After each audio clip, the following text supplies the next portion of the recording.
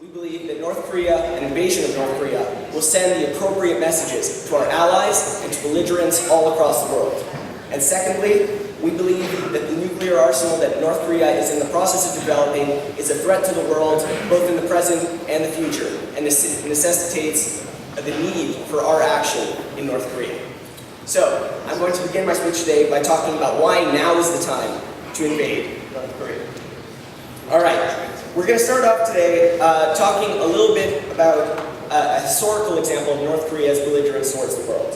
In 1977, North Korea decided to abduct both Japanese civilians and European vacationers to Japan.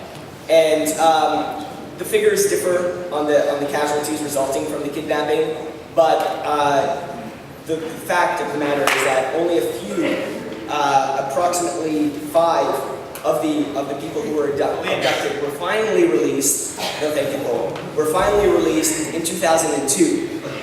These civilians were unjustly held by North Korea for many, many years, and we did nothing. The West did nothing, the world did nothing, and in doing so, we emboldened North Korea.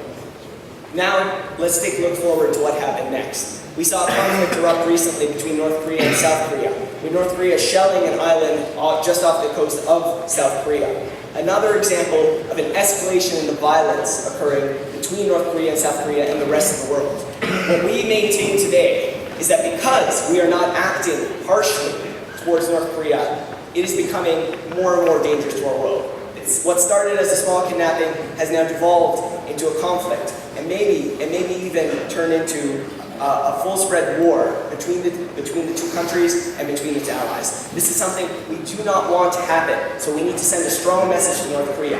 Stop what you're doing now, or the repercussions are going to be huge.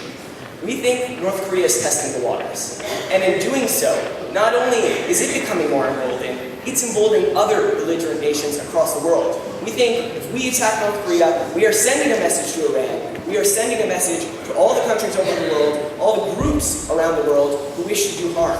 And we think by attacking North Korea, we're telling them we're not going to stand for this nonsense. We're not going to stand for you ruining and spitting in the face of the rule of law. We think this is something very important that needs to be done so that we send a clear message to them. But on the topic of messages, we also need to discuss the very powerful message we are sending to our allies when we invade North Korea. We are showing South Korea and Japan, who feel threatened by North Korea's presence, by North Korea's belligerence. We are showing them that we support them, that we are here for them through thick and thin, and that they can count on us if they are ever in danger. We, as the United States of America and as Canada, realize that the importance of allies is huge, and we need to keep our allies in the region, because otherwise we stand alone. So that's in general why we need to invade North Korea, because of the 3 different messages we're sending: the message to North Korea, the message to other belligerent states, and the message to our allies. Secondly, I'd like to talk about North Korea's nuclear arsenal. It's no secret that North Korea is developing nuclear weapons and is in the process of developing strategies and technologies that would allow them to not only strike South Korea, but to strike all across the world. And this is something we cannot accept from a government that starves its citizens, from a government that flaunts the rule of law. And we think, for that reason, we need to invade North Korea, to prevent them from developing the technologies, the second strike capabilities, the greater reach of the nuclear weapons, and just the sophistication of the nuclear weapons. We think an invasion of that country can help stop that. But furthermore, evidence has come to light that North Korea is selling and producing these nuclear weapons and actually giving them to other belligerent states across the world and to other groups. There is evidence that North Korea is trading nuclear weapons with Sudan, with Iran, with Pakistan, and with Yemen, among other countries. Something, again, that we as the United States of America, upholding the peace and democracy in this world, cannot stand for. So, what we believe today firmly is that we do want a peaceful world. We think that if North Korea cooperates, that if North Korea realizes the influence its actions can have, then all will be fine.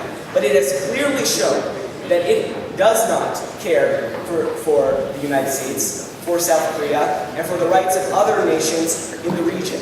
We think that this is something that cannot be accepted from such a dangerous state. It has proven its willingness to be belligerent, it's proven its willingness to be aggressive, and now it's time for us to act. Not just for ourselves, but for our allies. For those reasons, we propose.